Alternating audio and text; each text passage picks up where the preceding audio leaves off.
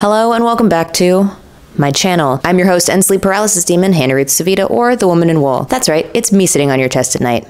And you deserve it. For new friends, hello, my name is Hannah Ruth Civita. 7 years ago, I moved from New York to Dublin, and ever since then, I have made it my absolute mission to learn as much as I can about this country and regurgitate it back into the internet. I'm incredibly lucky to do so. I am so lucky to do so that I actually became an Irish citizen last month. So hold your applause till the end, please. We'll be here all day. Because in my opinion, such a beautiful and complex country deserves a beautiful and complex channel. And by complex channel, I mean with a lot of technical difficulties, because I've had a lot of technical difficulties on this channel. I think I was like a boomer with an iPad or something. Before we begin, if you wouldn't mind checking out my Instagram, TikTok, and subscribing to this channel, please. I asked you very nicely, so go ahead. That would make me very happy. And you don't want your sleep paralysis demon to be sad, now do you? So without further ado, let's jump into it. This is kind of a fun video for me. The last video I did was a very huge topic. It covered Irish immigration into New York City, and that required quite a lot of research and diving into things and checking and fact-checking primary sources, secondary sources. I ended up in Cove in the Immigration Museum down there, and on Ellis Island in the Immigration Museum there, which was such a privilege, and it's so amazing that I can do that, and it blows my mind every single time. But it was a big video, and it took a lot of time to do. And in this one, I actually found it's so much fun, and I only had to visit one place, and that one place is the iconic, famous, infamous Glasnevin Cemetery and John Kavanagh's The Gravediggers pub. I feel like I could do a whole series in Ireland on iconic or historic pubs in Ireland. There are so many notable pubs. Obviously the Brazen Head, which is the oldest one in Dublin, or Sean's, which is the oldest one in Ireland, and there's an argument that it's the oldest one in the world. I think that's a big debate though, and I don't think I'm the scholar for the job to decide that or not. I don't know if that requires a scholar or like a time traveler. And then obviously there's the Cobblestone, Aris Cronin, Foxy John's. So many cool iconic pubs that Ireland has that I feel like I could do a whole series on this, pubs of Ireland, but for this one we are specifically focusing on the Gravediggers. Now I know that sounds like a Victorian goth nightclub, but it can't hurt you, I promise. It is Victorian though, I'll give it that. So I was lucky enough to interview Ciaran Kavanagh, the 7th generation of Kavanagh to own the pub. He co-owns it with his siblings, and he is also the head chef. We'll get into that in just a second. Just a little bit of background on this pub. Why is it important? Why am I talking about it? And what got me interested in it in the first place? So I do live in Dublin, so the Gravediggers was kind of an unavoidable topic. Everybody knows this pub, everybody's been to it, and when I was talking about finding the next subject, a good friend of mine actually said, you should try the Gravediggers. And I was like, that's actually brilliant. Why is the Gravediggers important? The Gravediggers is actually called John Kavanagh's pub. That's the name of the pub. The Gravediggers is a nickname, and it was founded in 1833, 1 year after the cemetery, the Glasnevin Cemetery, was founded. And that's important because the Gravediggers, or John Kavanagh's pub, actually is attached to the wall that surrounds the Glasnevin Cemetery. It is the pub directly outside of it. The dead people's local, you know? When it was founded in 1833, it was intentionally made for mourners and for workers of the graveyard to go in and have a pint. In Ireland, there's a big mourning history and mourning culture. When people die, there are events surrounding it, and it's incredibly important to acknowledge and remember that person in death. And so pubs usually played a pretty big part in that mourning process, either people getting together to discuss the passing of the person, and then also having drinks to celebrate that person's life is a big part of the mourning culture. So a pub is an important part of a funeral and a wake. A lot of Irish people would have wakes where they have the open casket for viewing of the body, and a lot of the times pubs hosted that in the Victorian era. And that's, for me, not uncommon, and that's more of a Catholic practice to have an open casket and to view the body. My mom's side of the family doesn't do that, but my dad's side is Roman Catholic, and we always had open caskets and viewings of the deceased person, and it provided a lot of closure, and I think that that's kind of an important part of the mourning process. Anyway, that's just my own thought. More about the pub. The Glasnevin Cemetery was founded by the DCC, or the Dublin Cemeteries Committee? Dublin Cemeteries Committee? Did I say that right? Dublin Cemeteries Committee, which was founded by a man named Daniel O'Connell, the guy who the street is named after. Daniel O'Connell, I can't get into his whole life at the moment, but I will jump in just a little bit. He was a freedom fighter and an advocate for Catholic rights. He was the first Catholic man to be elected into the British Parliament when Britain was the overall owner of Ireland, colonizer of Ireland, all that fun stuff. And he advocated for Catholic rights during the times of when the penal laws were still in play. The penal laws being these restrictive, overbearing, and oppressive laws that Catholics had to adhere to, Protestants did not have to adhere to, in order to move people into the Protestant religion rather than the Catholic religion, the crown enforce these penal laws. We got into it in the last video. I'll do a whole video on the penal laws, but it was including not having a cemetery to bury your dead in. So Catholics did not have their own cemeteries at this time, within the late 1700s and early 1800s. There was only Protestant cemeteries, and there was only church graveyards that Catholics can be buried in. Church graveyards, open fields, family lands, not family bodies, geez. So Daniel O'Connell was a real advocate for having options for Catholic folks. And so as a result, he founded the DCC, or the Dublin Cemeteries Commission, which opened up 2 cemeteries at this time. The first one is here. Bing, I forgot the name of it, so I'm going to pop it there. Thanks, editing, Hannah. And then the second one in 1832 was the Glasnevin Cemetery. And this cemetery was incredibly special because it was a non-denominational cemetery, which means that anybody could be buried in it, no matter your religion or your persuasion. You could be buried in this cemetery, which was progressive and new at the time, but it made a huge difference in the sentiment of the Dublin people. It's a huge cemetery, and right now it has 1.5 million people buried in it, and it has probably another 40 or 50 years to go before it fills up, and that is due to the increase in cremations. They do cremations as well. And with the increase of cremations, there is a lot less bodies going into the ground every year, and so we have a little bit more time to fill up the cemetery, but there are 1.5 million people buried in there, and it did fill up kind of quickly at first. Notable people who are buried in this cemetery are Daniel O'Connell himself, with the biggest crypt I've ever seen. It's the tallest round tower in Ireland, but we'll get into that with Ciaran. We're actually going to talk about that in a second. Oh yeah, spoiler alert. I got a chance to talk to Ciaran Kavanagh and interview him, and it's a fun interview. I was so lucky and so happy that he agreed to do so. It's a really sweet guy, and his whole family is there and running the pub, and they're absolutely amazing. I think me and my brother would probably punch each other in the face or something, or hide salt in the coffee if we worked together. Love you, Milo. Since the cemetery has been founded, notable people to be buried there are Daniel O'Connell, Luke Kelly, Eamon de Valera, Constance Markiewicz, and there is a commemorative grave for Michael Collins, although I believe a lot of his remains are in Cork, where he is originally from, but I believe there are some remains there of Michael Collins because there's a big commemorative grave for him there, which is one of the more noteworthy graves, and he's got a big special plot and everything. And just a few graves over is Kitty, who did get remarried and insisted on being buried next to Michael anyway, and named her child Michael Collins. It's gotta be hard being that second guy. You gotta know your second best. So once the cemetery was founded, it was this incredible kind of progressive movement, and just outside the cemetery, a man named Mr. O'Neill saw the potential and opened up a pub there. How did it become John Kavanagh's? John Kavanagh was gifted this pub by his father-in-law, who was a hotelier. I like that word. I'm gonna call myself an internetier. And it moved forward from there. The pub now has a rich history. It's been in several movies, including a little-known movie called Quack's Our Fortune Has a Cousin in the Bronx, which starred Gene Wilder just before he filmed Willy Wonka, which is kind of fun. There was a Michael Collins movie filmed there, not the Michael Collins movie, but a Michael Collins movie. There's been French films filmed there, a lot of commercials, a lot of period pieces. We'll talk about that with Ciaran. And then we're also going to take a tour of the Glasnevin Cemetery as well with a tour guide named Ultan. I'll tag them here. And we got a chance to tootle around the cemetery and see all the cool stuff and take pictures of all the notable graves. And I'll be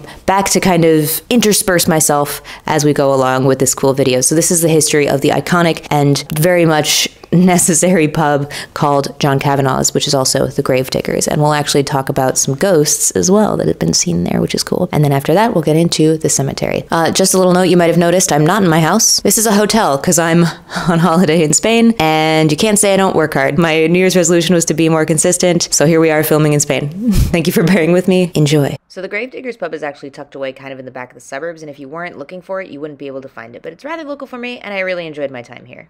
Build women's snug. Some women's snug. Benches, but you can have a look around there yourself. Hasn't changed much. It's amazing. 1833, right? That's it. Absolutely. 7th, 8th generation. So no music, no singing, no dancing, no Canadian. That's it. No television. No television. Taking a look at the bar and all around the pictures, it's really easy to see how historic the pub is and how much personality it has and how many memory it holds. It's a really special place, and you should definitely come and visit sometime. You good? Thanks so much for meeting me. Actually, I brought you something to say thank you. You're welcome. Cookies. This is my first interview ever on this. Is very tech savvy on this channel. Start. What is your name and your role here at the Gravediggers? I'm Ciaran Kavanagh. I'm one of the 7th generation, and I'm the head chef and catering manager, if that's a title. That is a title. So you're the 7th generation person to own this pub? Yeah, we go back to 1833. So my father was the 6th generation, and then myself and my siblings are the 7th. And then there's the 8th and the 19th. There's 9th as well, somewhere else.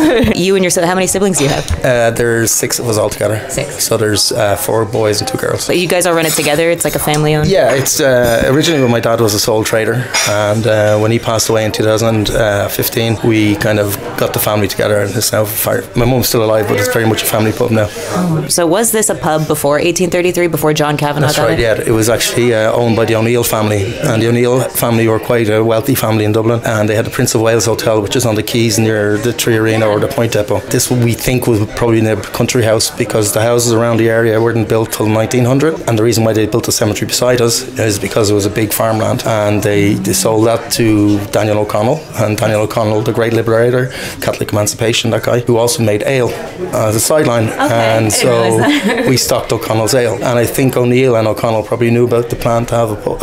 This is my own opinion, that the cemetery's going to be there, so they stick a pub there. Okay. And the first John Kavanagh married Suzanne O'Neill, one of John O'Neill's daughters, and that's when we moved in. That's how it kind of okay, because I heard that John Kavanagh got it from his father-in-law, who was a hotelier. That's right. That's him. That's John O'Neill. Yeah. Okay, so the hotel was in the Prince of Wales. Oh. And I think they had another one out, I think in Malahide or Port Markham, I'm not so sure. Okay, so this was all kind of countryside. If you look at older maps, there's a pig farm here and a pig farm across the road. The rest is just empty land, and then the cemetery start building, and now it's over. This was kind of an answer to Catholics not having their own cemetery. Yeah, anybody can be buried next door as long as you're dead. I think that was the only condition. I think that was the only condition you had to have. Anybody, Catholics, Muslim, Jewish, anybody can be buried inside there. And I think that's one of the great things he did, was because normally it would have been a Catholic cemetery or a Protestant cemetery or whatever. So and also he built it just before the famine, so a lot of famine victims went in there, and then after the famine there was a cholera outbreak, and a lot of cholera people who died are buried in there as well, in quite big graves as well. It was kind of progressive for the time. Yeah, he was one of the national heroes, hence the big tower in the middle of the tallest round tower in Ireland, which is wild. And they made it the tallest by sticking a cross on top. Otherwise so cheeky, but they're like, yeah, that was the tallest one. Stick a cross on it. This was called John Kavanagh's, and it got the nickname the Gravediggers. How did that kind of, and when did it come about? Well, it was always John Kavanagh, except for one time we had a guy called Joseph Kavanagh, and he took over just after Civil War, American Civil War, and he was invited back to work in the pub. Basically, he put in a shooting range and an air gun shooting range and skittles, because in 1878 they closed that gate. We lost a lot of business. These houses weren't built, so he had to get people to come in. So he started advertising outside the cemetery. Yeah. We've old billheads that he used to use, and to say basically come to the pub for a pint, whatever. Yeah. And then he ran up to 1911, and then his son John took over. So between that time it was Joseph. Yes, it's John, Joseph, John, Eugene. But my dad took over the pub in 73, and he actually bought out the other brothers because of my grandfather put up a sale between them. Okay. And my father was working for Guinness's, and he had a house in Finglas, so he sold his house, took redundancy from Guinness's, which is a great job, and moved 4 kids at the time upstairs. The next door wasn't built, the lounge. So you lived upstairs? We all grew up upstairs. That's why there's no music or TV here, because we live upstairs. That makes sense. Another question of mine, because I saw a couple of pictures of you and your siblings outside of the pub in like the 70s or something like that, and I was like, and then when I'll talk about it in a minute, but like when Luke Kelly died and everybody came in, he was like, I got kids upstairs, you can't be doing that. Well, he said other things too, but that was one of the things he said. The Gravedigger. So basically, when my dad took over, the nickname of the pub would have been Josie's, and Josephine McKenna Kavanagh was John Kavanagh the third's wife, and she ran it pretty much through this 1916 rising in the Civil War up to 1943, and then her son John took over. So Josie ran the shop, so we think it was called Josie's, and then when my parents took over, they started opening up full days, and the younger people started coming in. There was a new industrial estate up the road, new houses development, so they started coming in, and they would see the Gravediggers drinking here, and the connection we had to the cemetery, so hence the name of the Gravediggers kind of evolved from 1980s onwards. Oh, the 1980s, okay. And now it's the Diggers, like, you know, Diggers, I don't know what it'll be in 20 years. Everybody calls it the Digger. When I said I was looking for topics, I was like, you should go to the Gravediggers, and I knew immediately what they were talking about. Like I would say John Kavanagh's the Gravediggers. We still trade as John Kavanagh, so it's, you know. That's the official name. That's right, yeah. And then there's been a couple of movies here, Quacks Her Fortune as a Cousin in the Bronx, and Michael Collins. The first one was actually Young Cassidy, which was about Sean O'Casey, and that was with Rod Taylor played in it, and it was a pretty good movie, I believe, in the 60s. And then Quacks Her Fortune, which is not a great movie, but that's what I hear. It's good to see how Dublin was, and actually good to see how the pub was, because people say it's never changed, but actually my dad took over in 73, he moved the counter back, and in that movie you can actually see where the counter used to be, and you see our old bathroom, which wasn't really very pleasant. Okay. And it's called walking the plank. It's actually seen in the movie, you see him sitting on the toilet. So I liked the movie then. And then after that, there was like The Treaty. We weren't in Michael Collins' the movie with Liam Neeson, but we were in another one. We were in a lot of English TV shows, and then we've done a few commercials for Smithwick's, for Guinness's, obviously Hot House 13. Done quite a lot of stuff like that. Not so much now because it's very, very busy. We used to do about 2 or 3 a year. Now we probably just do one maybe. This probably is a good place for like a period piece or like something like that. They just take the pictures down and back to 1930 or 1833 or whatever, or if they stick a jukebox. They did with French one during COVID, and that was, they had a jukebox playing. I was like, oh my god, this is weird. It's supposed to be the 1970s, and yeah, it's good. It looks really good. Like they used it for Albert Nobbs. Albert Nobbs was a movie starring Glenn Close, and they never used it. They shoot the footage they did here. They changed the script or something. Okay. They had the place looking amazing. Had carriages going up and down the street. Like it was just amazing. That was beautiful. The things they do to make it look so good. It's so simple. It's like just little things like scoot the car over just like 6 inches this way, and then you have a period piece. Yeah. More smoke. More smoke. That's just dirt everywhere. I also heard that this is the pub where the term "having a jar" came into play. Is that true? And how did that go? Again, urban myth. You never say no. It's true. 100%. Okay, yeah, 100%. Again, when the gates closed in 1878, the Gravediggers couldn't come in here anymore. Yeah. Allegedly during working hours, they came in here for a drink, as you do. Yeah. And then the gates closed in 1878, and one of the reasons was the fact that a lot of people, including the priest or the grieving people, were here, and the coffin was by the cemetery, or vice versa. The undertakers were here, and the coffin was outside. So they closed the gates then, as I said. So they'd knock on the wall. The Gravediggers would knock on the wall, and then my relatives, my granddad, and my dad, even, and my eldest brother was the last guy to do it. Was slip and drink through the railings. Yeah. They say glass is expensive. You're not going to give somebody glass, so they bring a jar, whether it's an earthenware jar or a glass jar, and you fill it up with whiskey or Guinness or whatever. So was it also maybe potentially to show that you're not drinking on the job? This is a jar of whatever. It's only a jar of Marmite. You don't know. Bovril. Bovril. Not water though. That's yucky. No. This is the women's section of the pub. Is this still open, like as a private hire thing, or like this snug was closed? I think around the 1950s. I think we don't really know. It was used mostly as a storage unit, as I remember as a kid, bicycles and stuff. So when we were reopening for COVID, we had a family meeting, and the bar, most Irish bars, especially Victorian pubs, would have little sections anyway, so we didn't have to do very much in the bar. And I kind of went to the family and said, listen, why don't we open the snug? And my dad never really wanted to have it open. He didn't, for certain reasons, and who to put it in, how to use it, security of the building or whatever. So we put up a partition here, so we still have access to upstairs. The counter's still safe, and it's usually an overflow. Okay. And maybe it's kind of locals, older locals. Okay. You wouldn't like get group 15 having a party in here. They've tried it. It doesn't work. It's much more sedate place. So was this pub originally built for mourners, or was it built for the people who worked at the graveyard? I imagine it was built as a commercial enterprise. I imagine it was money, and I imagine it was to.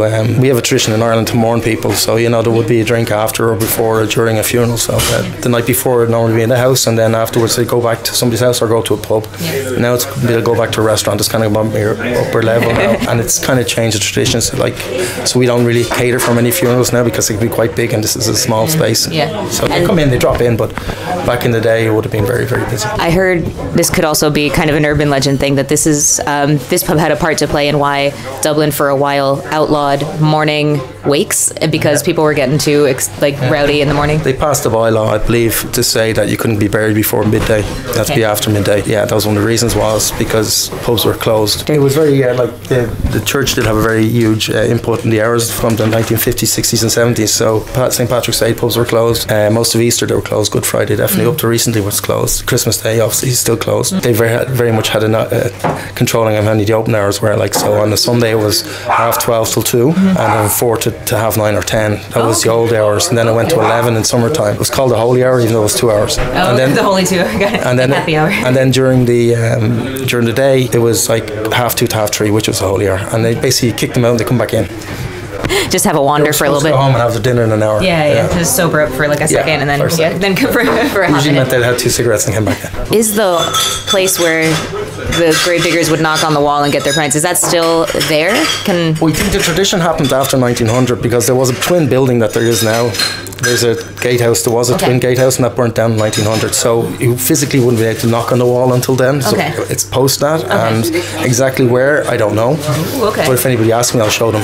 It could be anywhere. It was if you go to the side of the wall, the acoustics, you can't actually hear somebody banging on it if it's quiet. And back then it would have been quiet. My granddad lived upstairs, and then he had an Alsatian dog, German Shepherd, behind the counter. So he'd listen to the radio, and then he'd come in if he heard somebody come in and served him, kind of thing. So at 6 o'clock he'd listen to the whole news, and if you didn't have a drink, you'd have to wait until he came back from the news. So the locals would say, "Hey, listen, you got to buy a drink because he won't be back for a while." And if you try to serve yourself, the dog will take your hand off.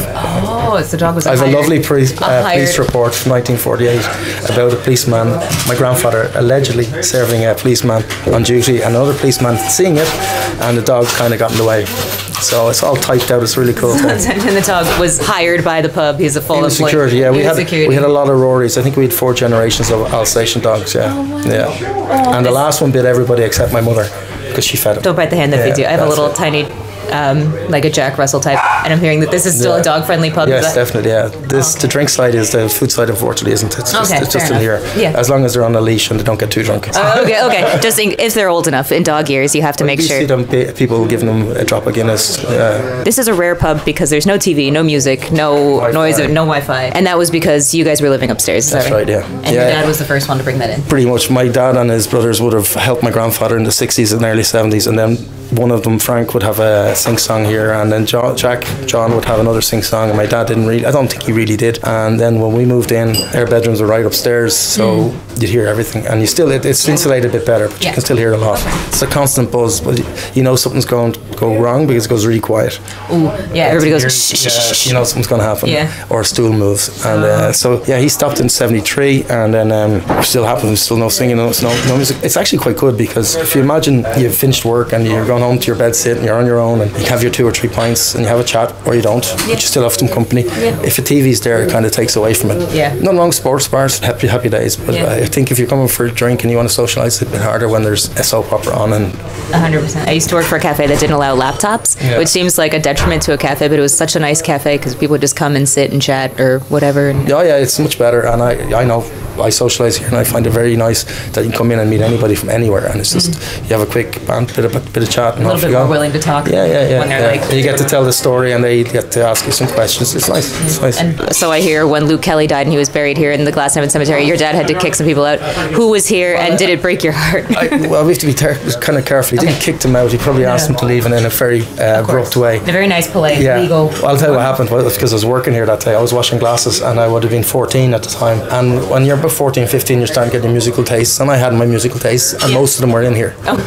And I'm washing glasses going, oh my God, that's such and such and such and such. And my dad is going, and he's pulling pints, and next door is busy, the here's busy, and they all bringing instruments in, and it's just getting busier and busier, and there was locals down the back, and it was just really, really busy in the afternoon, and they were only coming in here and going somewhere else. It was only a stop off point. After a couple of pints, musicians, they have this habit of singing, they just, whatever they do, they sing, and they started taking the instruments out and started to tune up, and and my dad went beep, beep, beep, and then he left the bar, and then he told them that if he let them sing, he'd have to let the beep down the back sing, and everybody else sing. But they said, whose funeral is? And he said, may rest in peace. And I said, he says, well, basically, if I let you sing, they'll say, you let the paparazzi or whatever, the musicians sing. So my dad was very fair. It didn't matter who you were, as long as you came in and had your drinks and didn't cause any kind of hassle. The rules are rules. That's it. Great. So I've told this story to a few musicians in the past, and they've asked me, well, what would you do if I sang? I said, I'd probably let you finish, I'd clap, and then I'd kick you out.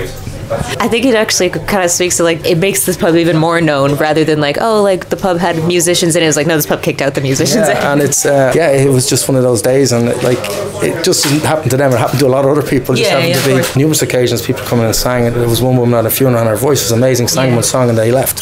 So what can you do? It's like hopping the train for one stop. There's nothing to lose. For some of my other audience, are there ghosts here?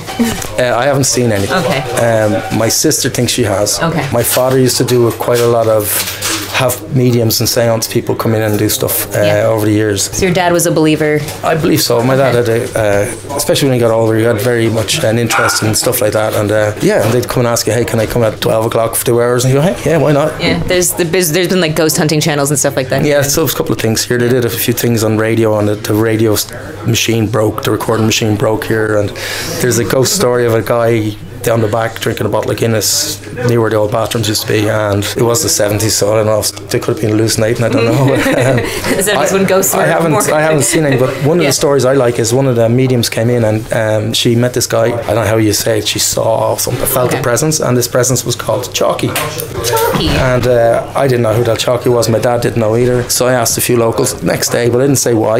Yeah. And then there's a family who's drinking here for about 3-4 generations. Like a lot of families, they're usually involved in the cemetery or making monuments or something like that, involved in the cemetery. And one guy said, yeah, there was a guy really quiet and he got a few drinks and he became a bit boisterous, and that's pretty much what she said. So that kind of got me a little bit.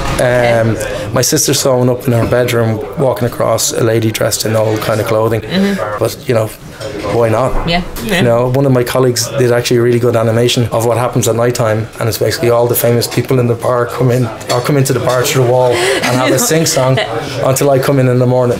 So, and then they're like, clear out, it's time, it's human time. And then last few things, what's the biggest celebrity that's ever been here? Well, I don't know.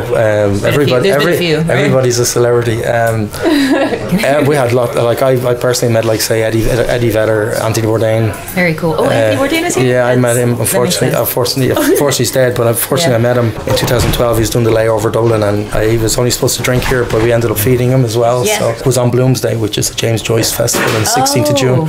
So we literally blew him away, and he couldn't use the word Guinness or the logo because they hadn't done, the Travel Channel hadn't got permission. So he did every way of describing Guinness without using the word. It's amazing, like Angels' Tears, Nectar to Gods, all that kind of black stuff. That's so cool. Yeah, it's really cool. And he was such a nice guy, and I was a fan. I was a fan, and to meet him was just amazing. And he was so laid back, and you know, when chefs get together, we talk about certain things, and it's never about celebrity or anything like that. It's usually about tattoos, drugs, women, food, travel, whatever.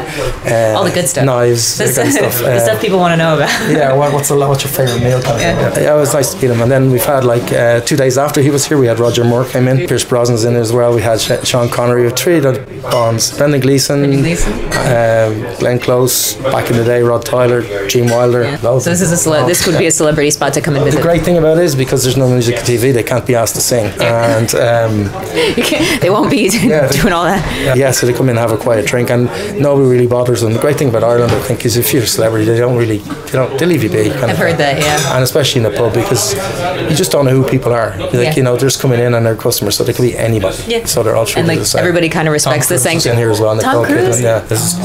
So there's been loads of them. Everybody kind of respects the sanctity of, like, everybody. We're just going to the pub and we're. Yeah, he had a glass of Coke, so I don't know if he really enjoyed the experience. He's an odd guy. I wouldn't put too much on that. We don't really claim him as Americans. We're like, just let him do his own thing. He's an interesting character, all right. Yeah. Good for him for doing all his own stunts. Good for him. I guess we're all just jealous, right? And last thing, what should people order when they come here? Besides Guinness. Drink-wise, Guinness. The rule is, if you go into a pub and everybody's drinking Guinness, you drink it. If everybody's drinking white wine, drink white wine. Okay. Don't go into a pub and have your first pint of Guinness and there's nobody else drinking it, because it won't be great. Yeah, I'll have a martini. Yeah, like, you don't have a martini here. We don't do cocktails. We don't do cocktails, shots, or anything like that. Okay, so it's just pints. It's pints. We do have a really good selection of red and white wines, and our whiskey collection is quite short, but very good value. Our gin collection is very small as well, so we try and keep it like it was back in the day. We have a couple of non-alcoholic beers. We don't do Guinness 0.0 at the moment. Next door, where we do the food, we have our menu, which changes daily, Tuesday to Saturday, and that's kind of a place where I've travelled to.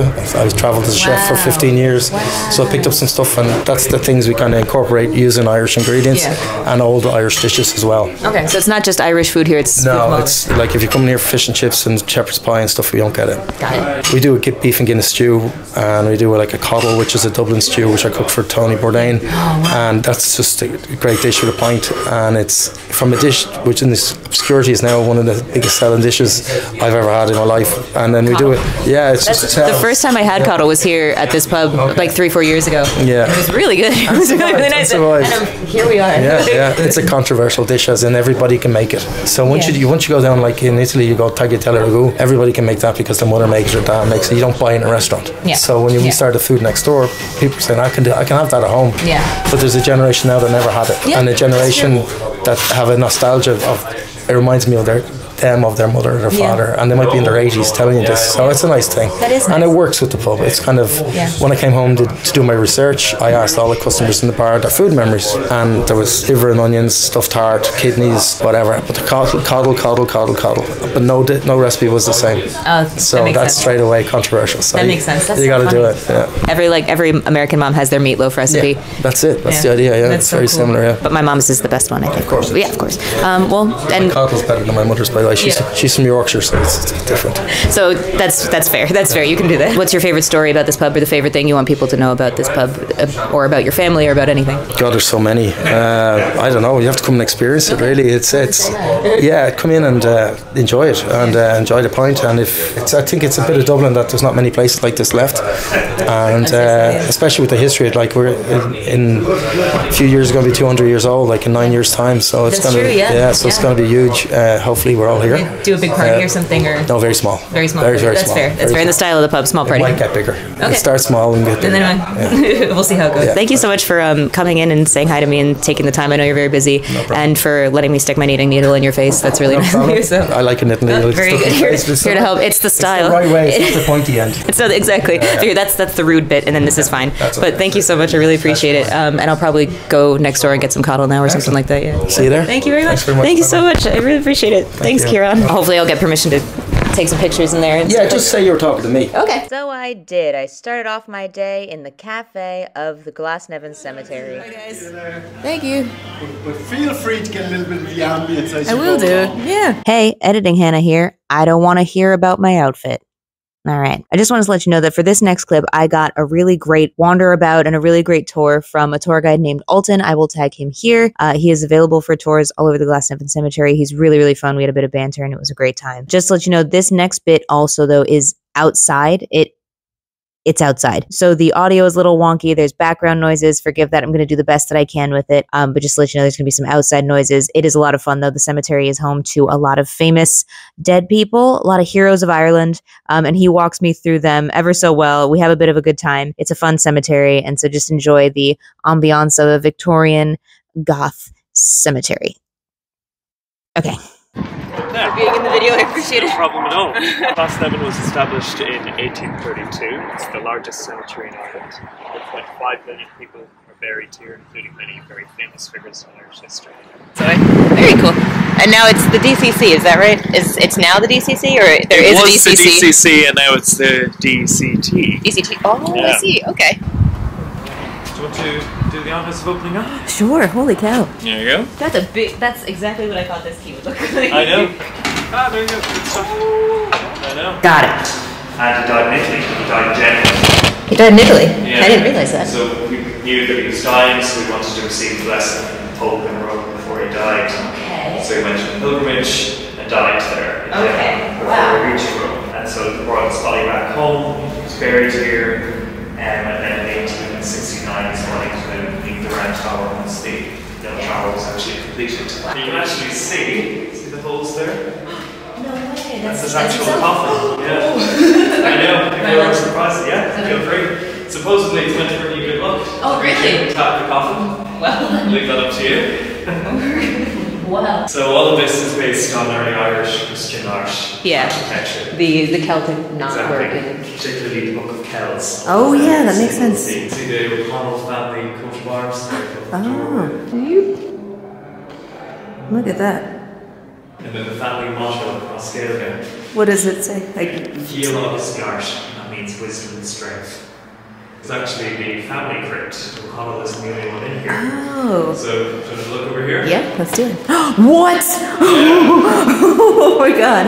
Wow. Yeah, so over here we have the coffins of 3 of Daniel O'Connell's sons, 3 daughters, 3 grandkids, 1 great-grandchild. All of them have been placed in lead-lined coffins, one on top of the other in there. Holy cow. Well, his wife is buried down in Kerry. Okay. Is he from Kerry? Yes. The coffin there at the top, the one that looks the newest, that's Reverend John O'Connell, his great grandson, who died in 1970. So there are actually still 2 spots available in there for any of his direct descendants, should they so choose. That's where school kids go all the time, but it is up to the family. All of the bodies are contained in lead-lined caskets, which prevent bacteria from getting in or out.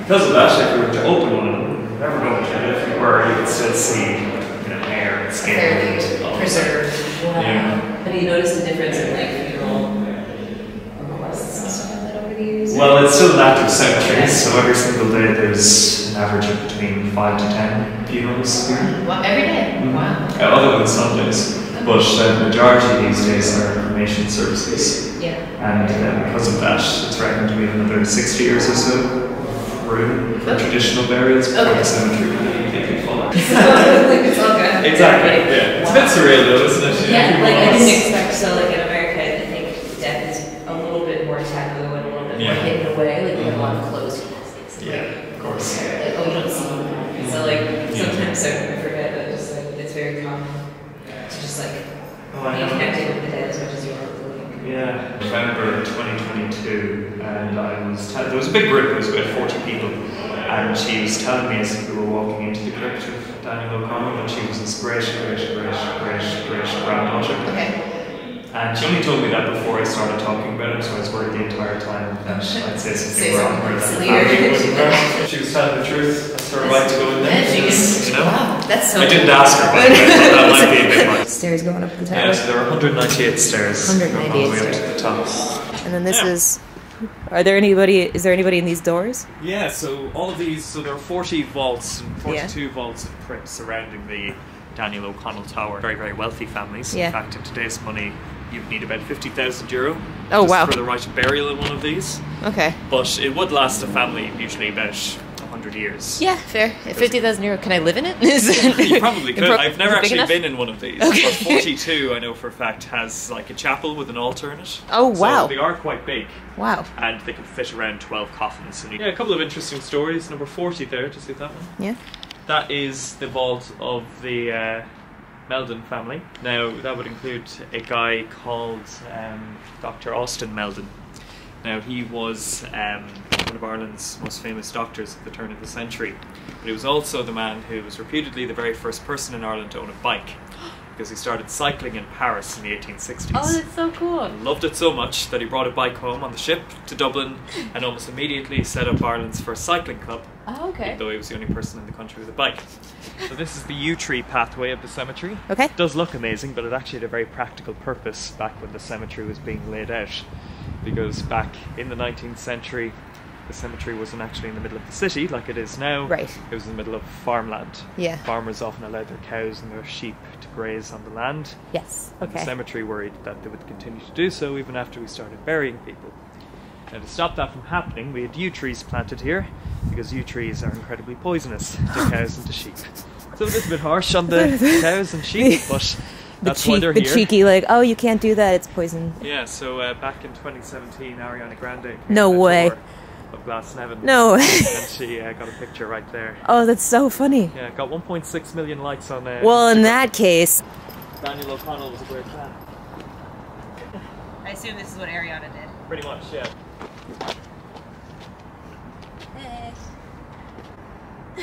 Thank you. It's always so weird. 1830s, okay, down that way. The cemetery was quite small. It was only 9 acres when it was established, and then it has grown to what is now 100 and 100 and how many acres? 32. 132 acres. That's a huge cemetery. And there's a second bit over that way. There is, is, yeah. Yeah, so 128 acres, sorry. 128. You can kind of tell here in Glasnevin the evolution of headstones a bit, because back there where we began, we'd have a lot of Celtic crosses and things like that. That's true. That was after the Celtic revival, but back here, this older part of the cemetery, you'll notice a lot of obelisks and things that are a bit more inspired by Greece and Rome. Very pretty, sparkling in the frosty. It's lovely, isn't it? There's Gravediggers, the pub, just outside the gate here. as I mentioned to you, the cemetery opened in 1832. Yes. Gravedigger's pub opened in 1833. Mm-hmm. So somebody obviously had a good idea there. Right outside the main gate. That's very true, right outside. So, yeah, that's why this gate was the first one into the cemetery, but it's why we have new ones up there by the museum. The cemetery wasn't exactly happy with the fact that our own staff members would coincidentally only ever work in this part of the cemetery, right? Fair enough. The pub. Yeah, then you could whack on the wall, right? Exactly. That was the old legend that you whack on the wall. You just whack on the wall and pints of Guinness would be Gravedigger's pub actually threatened to sue the cemetery due to loss of revenue. No way. They still don't give us discounts, sadly. Oh no. Be a bit annoying. So the first person to be buried. There he is. Oh, this is him. This is him. Michael Carey, who was 6'9". But it is kind of surreal when you consider the one. He's been here nearly 200 years. Nearly, yeah. But since him, 1.5 million people have followed him. I suppose it wasn't completely uncommon. No, it would have been very common. It's funny when I'm putting up social media posts, usually squirrels do the best out of all the posts I put up. Oh, really? Yeah, people are very fond of squirrels. Really excited about the squirrels. Yeah. All right, let's see. Let's see them. I like that people love the squirrels so much. They're like perfect. Which one? This one right here. This one right here. To remember mortality. Because we actually used to come to the cemetery back in Victorian times and picnics and all sorts of things. Big goth back there. Yeah, exactly. I suppose people were comfortable isn't the right word, but that was very much part of life back then, more so than it is now. So this is De Valera's grave. So this is the grave of Eamon De Valera right here. So the first thing people always say is that they expect a bigger monument for him. Yeah. Because he was one of the most influential figures in Irish history, and yet it was a very small, modest headstone. Yeah. But that's because it was originally for this young man right here, Brian De Valera. Brian? Yeah, that was his young son. He was killed. His son that died? Yeah, he was killed tragically in a horse riding accident in Phoenix Park in 1936. And then many decades later, when Eamon and his wife Sinead were at the end of their lives, they made it clear that when they died, they would be buried in the same plot. But yes, Porters, his friends, family are all buried in this. She was well known for her ability to recite poetry at will. So, just in a conversation. Was that socially acceptable? Or? Oh yeah, no, absolutely. Because if we were just talking, I was like, I know of a man. You're like, no, it wasn't just randomly. Okay, it's like, was that okay? It's funny to think about Kennedy dying before De Valera. I know, because I always picture him in De Valera in 1960. Yeah. That's just how I think of him. Exactly. Kennedy is like the 1960s, but Eamon lived long enough to see the beaches. Nice. It's like such a weird. Yeah, like I don't know. It's just a very strange time. No, probably not. I don't know. I doubt that. Oops. That's so fun. Yeah, it's the timelines are always a bit funny to me. On the left. Oh, okay. 28. It's on the right. Yeah. So he died in 1882, and then he was born in 1882 and died in 1975. So he's 90 something. It's funny, they were both in their 90s, and both of them, died the same year, one another, just a few months apart. Yeah. 1975. That happens, I think. Sometimes when people are married for so long, they don't know what to do without each other. Yeah. Patrick Pearse, that she went out with the white flag of surrender and actually stood alongside Pearse as he surrendered to the British General Lowe at the end of the Rising. There was a famous photograph taken of that moment, with Pearse standing alongside Elizabeth O'Farrell in front of the British general as he was surrendering. And when that photograph was taken back to England to report on the rebellion, even though in the original photograph you could just about make out her nurse's uniform, it was edited by a couple of newspapers to make it seem as though it was only Pearse standing there, because in the eyes of the newspapers, they, if a woman was spotted helping the rebels, they weren't criminals, so it softened them a little bit. You'll also notice that Elizabeth O'Farrell is buried with her faithful companion, Sheila Grennan. Her roommate, Sheila Grennan. And they were roommates. And they were tomb mates. Tomb mates. But both members of Common Amok, the revolutionary organization. Wow. Yeah, they're facing this area, which is the Republican plot. So in the Republican plot, you can kind of see the two aisles down the middle of it there. There we would have the likes of Harry Boland, who was Michael Collins's best friend during the War of Independence. Sadly, they found themselves on opposite sides of the Irish Civil War, right alongside Countess Markievicz as well. Oh wow, she's here? Absolutely. People, do you want to have a look? Yeah. People often come in and say, why doesn't she have a big headstone? Because there's a little plaque on the ground. I wouldn't say she would want to. Exactly. It was actually at her own request. because if you're buried in this area with the Republican plot, it means you're a soldier of the Irish Republic. And as soldiers, it's all about uniformity. No, that's all she wanted. Exactly. So it shows that they're all equal as soldiers. She is. She didn't want to be treated like a woman. I like the story when she's like, she wanted to be executed just Exactly. along with everybody else, and they were like, no, you're a lady. She's like, Yeah, she said to the British, I do wish you lot had the decency to shoot me. See the hedge there on the right? Yeah, that's Maud Gonne. Maud Gonne, of course, being a great actress. She was a great oh, no way. Activist as well. She's well known as well because she was the muse of W.B. Yeats. Oh, who was madly in love with Maud Gonne. Proposed marriage to her on, it's reckoned, around 5 separate occasions. And she, I assume. Yeah, she always refused. Yeah. She said marriage would be such a dull affair. Poets should never marry, and that the world should thank me for not marrying you. That makes sense. Yeah, that makes so I think sense. he was writing such beautiful poetry while heartbroken she wasn't going to take that away from him. You're welcome. Exactly. She says, don't worry about it. Michael Collins. So the most visited grave in the cemetery. Yeah, of course. Without any parallel, even as you can tell based on the amount of flowers placed in this grave. Is this, people bring these? This Yeah. is provided by the cemetery. Absolutely. Makes sense. Mementos here as well. Yeah. Coins as well. That's a something new. Maybe from Soul. Exactly. Mr. Collins. Yeah.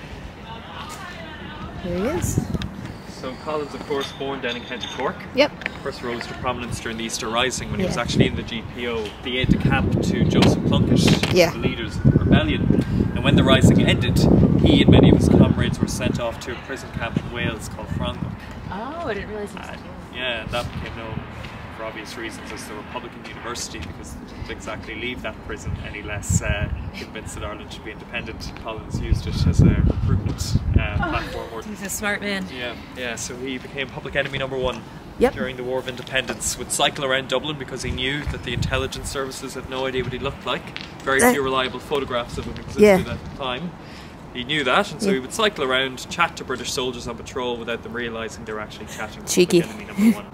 So I love that. Very brave man. I heard that once pictures did circulate of him when he went to London to sign the, Yeah, well that's why he was a bit apprehensive about going in the first place, because he feared that if the war were to break out again, he'd be recognised. When women finally saw the pictures of him, they were quite quite taken aback. They were like, woo! Yeah. Well, even if you come back here on Valentine's Day now Stop in a few it. weeks, Really? you see any stones on his grave with the amount of balloons, love hearts, all sorts of things. Wow. Still crushing on Michael Collins. Yeah, very romantic figure in Irish. There you go.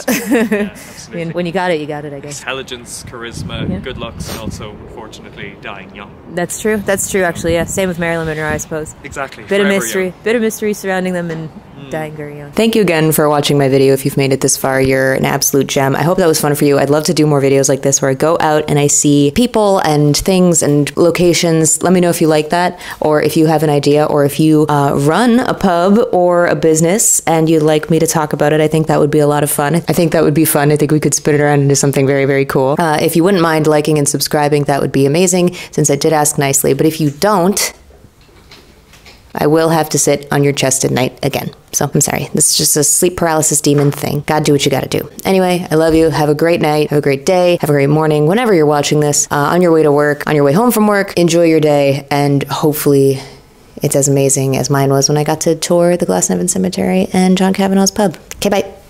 No problem, filming Hannah.